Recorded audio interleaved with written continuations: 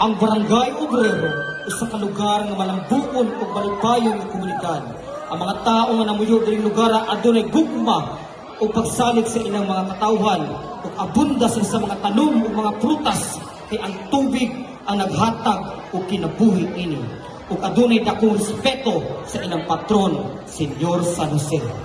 Pero miabot ang usa ka pagsulay nga nagsukod sa ilang pagtuo sa patron.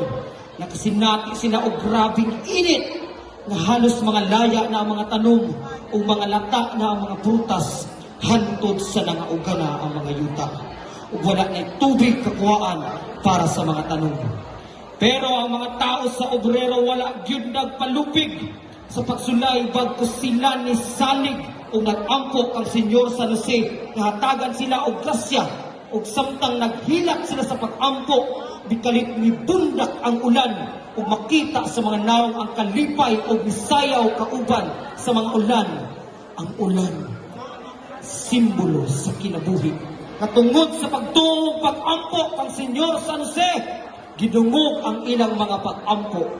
Gikan sa Zone 2, usa ka sayaw, halad pasalamat, anang kang Senyor San Jose. Viva! Viva! Viva!